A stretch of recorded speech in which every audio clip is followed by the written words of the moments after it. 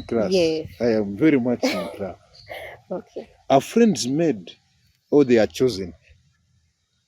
I think it could be both, but mainly, Mm. okay, what is in society? Are friends are made. Why? We tend to stay with people who make us happy.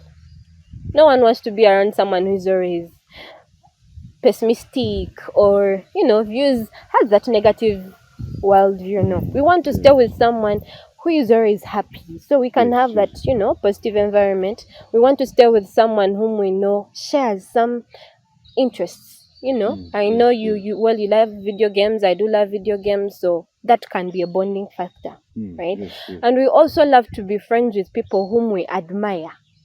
Okay. So this let me assume, so this person dresses so well all the time, and I really like him because he dresses so well. Or maybe I like her because she has a very good sense of fashion, how she blends her colors, how she does her hair. That alone, we are always we want to be friends with people who look attractive to the eyes, Okay. Yeah, because no one really wants to be a friend with a shabby person. But they have friends. Yeah, they do have friends. Okay. But really, okay, ideally, on the surface, when we're on the surface, no one really wants to be a friend to a shabby person. You come just yellow, green, with a jacket in neon. You can imagine that kind of combination. Or you show up and maybe you didn't brush your teeth, or your hair is looking like scattered population in Karamoja. Really? Okay. Yeah. Sorry, people from Karamoja, to use that as an example, but seriously, no one wants that. Okay. Yeah. And on the choosing part, I think that the choosing comes because, you sit down, observe, and you're like, so and so, yeah, she dresses attractively, but she's rude. So we can't really be friends. So then that brings out an aspect of kindness. You look for someone who is kind or who is polite. Yes. Because no one really wants to be backed at. Yeah. And then when you find out that maybe so and so, she's really good in a certain question, and me, I have challenges with it. So you want to be better at it. So you choose someone definitely who is better in that aspect. Or maybe you might want to choose someone who you see is going to mentor you. So in every friend circle, you should have a mentor, someone who is like a parent figure in your life. So there are things that maybe you cannot talk to your parents, but you feel free to talk to them, so you can go there. Yeah. So you should have a person that at 3 a.m. you can call and they are there. Stop having useless numbers of up to 200 that you can call other 200 and no one really responds. Have few numbers, but you know that they are dependable. Okay. Then have a friend who pulls you to church, not to a club. I mean, they say, of course, you go there. Nah, I'm not affected. Really, what you're seeing in a club, how people are dressing, the music, the alcohol, everything. You might not change there and then, but it's going to influence your choices, how you see things. You'll start compromising. Okay. Yeah. You see, also have a friend who motivates you, who challenges you, that stop being in your comfort zone, grow, as in really become a girl. No, become a lady. Actually, not a woman, become a lady. That's what I tell men: be gentlemen, not bad boys or rogues. Be a gentleman. Okay. Yeah. And also have a friend who is a high friend, because you might just learn something from them. Okay. Yeah, so even your colleagues, please be friends with them. Don't exactly bring them to your inner circle, but when you have interactions with them, try and learn from them. And then stop this business of keep your enemies closer than your friends. No, don't allow toxicity to be in your life.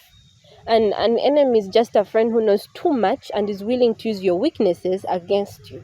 So really don't. Pardon, an enemy? Okay, an enemy is a friend who knows too much and who knows too much about you and is willing to use your weaknesses or your flaws or your past against you. So don't really allow toxicity into your life.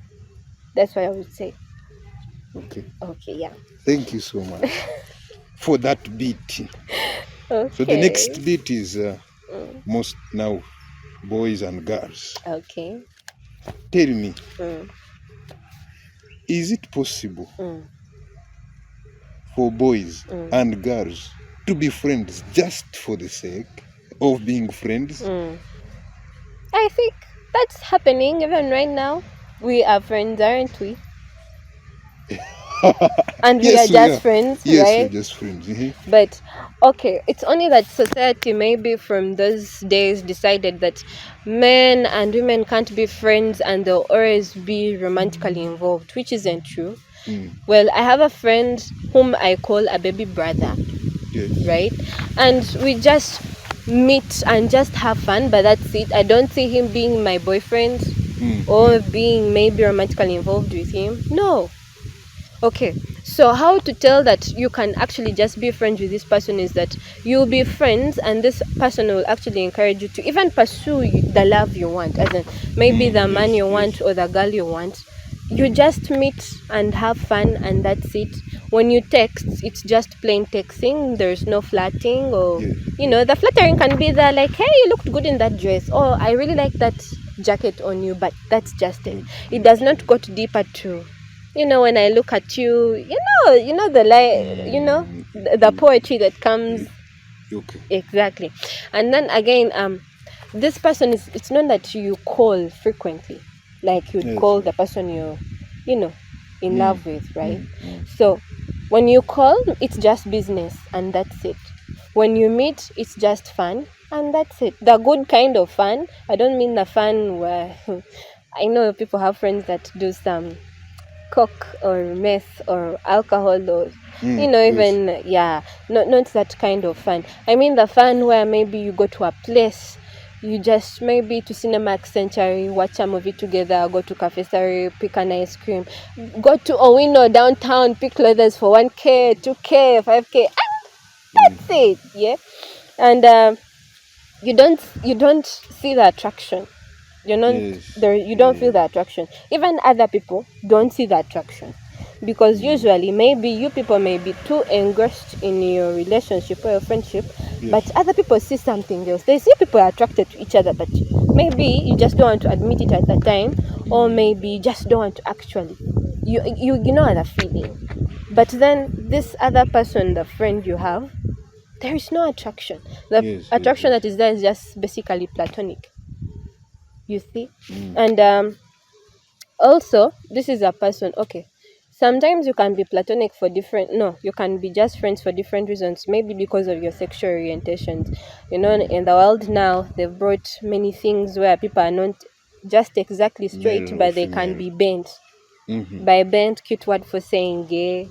So maybe you're friends with this guy and he's just not into girls. His sexual orientation is the other side. Yes. Or maybe he's just not interested in dating at that time. So you just be friends. But the truth is, you might have friends, you're just platonic friends, but then they are attractive, that kind of beauty and handsomeness and people. But you're not interested in pursuing a romantic relationship with them. And then this person, you trust them. Yes. The trust element is there, because you trust them and there are boundaries. They just know that we are friends and we are just friends and that's it. So yeah, boys and girls can be friends without anything.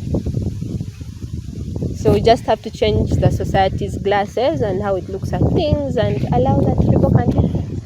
Very nice. The last shot was nice. Okay. So that means culture has something to do with yes, it does. What you don't believe now. That is that boys can't be just friends with girls. So who is to blame? I think we have no one to blame. Why? Because we've all gone to school, we've been exposed. There are constant sources of information. You can go to Google, you can read newspapers, and the world is evolving, so we can always be learning, right? And despite of parents and how they raised us and how maybe society channeled us, I would say it is just us to change everything, to change how we look at things, how we handle things, and the information we have. And if you're constantly learning, then there is hope that, yeah, there is change.